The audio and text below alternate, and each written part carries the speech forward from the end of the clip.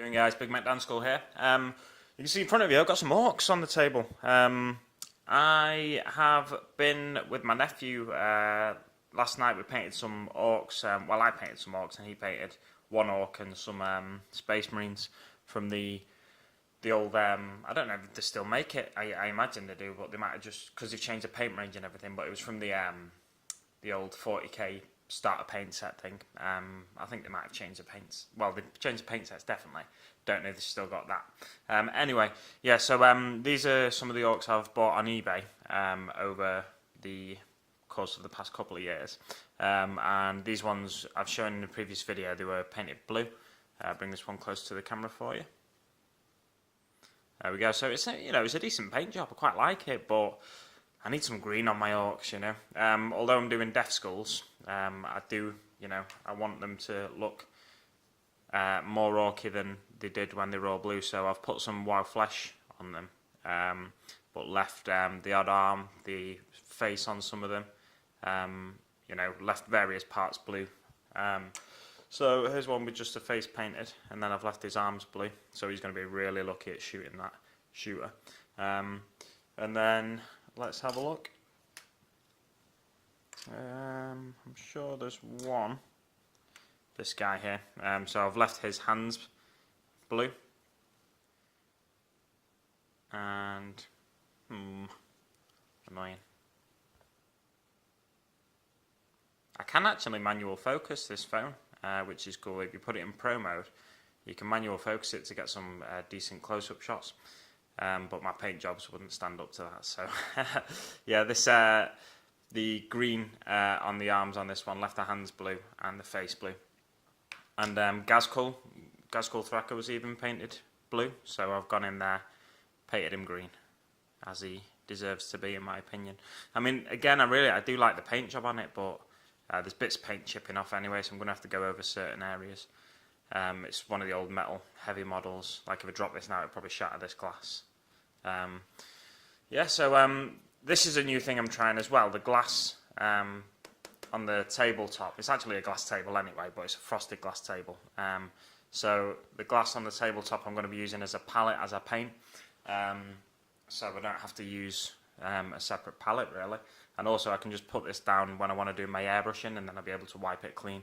It's just an old picture frame that my parents are currently moving house, and my nana lives with them. So she's got loads of picture frames she's taking down and like throwing away and stuff like that. So I just grab one of them. I thought I'd give it a try. Yeah, so it's just on the orcs, it's wild flesh that I've gone in with the green, and I'll do a wash and a couple of other highlight colours. This is an old, I think I might have shown this before on a video a while ago. But this is an old Gorkamorka mech. He's got, I was tempted to strip this guy because he had a fair bit of paint on him, and it kind of takes away some of the detail around the eyes. But I don't know whether that's just because it's an old metal sculpt. They weren't that bad. Like the teeth are good on him, but the eyes just look a bit like lost almost. But I decided just to give it a go. Just going over it with the wire flash, painted his feet and everything. I'll paint the bandages around his feet and ankles.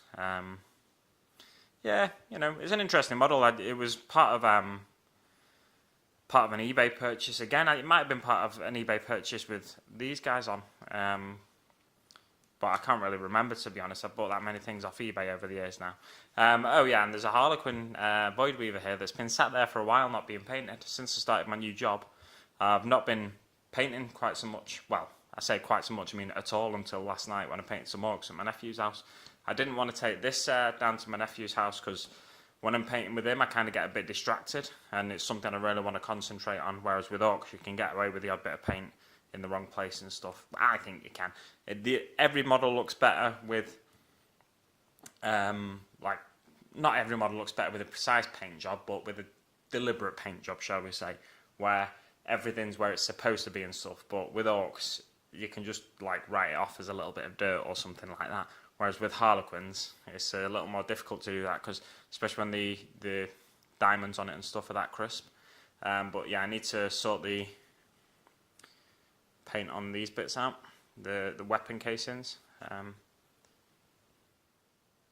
Yeah, so it's a bit. You can actually see the texture of the paint because again, I got this off eBay. It was kind of a salvage job. Oh, my hands look really dirty on this camera. My new job gets my hands really dirty, and like I've got chapped fingers and stuff now. Look at that there. Oh, I was really sore that last night. There, it's all chapped. Anyway, that's enough about my hand problems.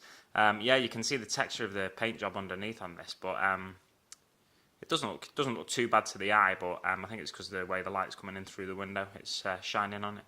But yeah, the paint job on this isn't very even, so I'll need to go over that again. I tried to do it with the airbrush, and it's left some like glow almost around here. So I'll go over that with black, and then the weapons will all be green, similar to my gold, similar to my other Void Weaver.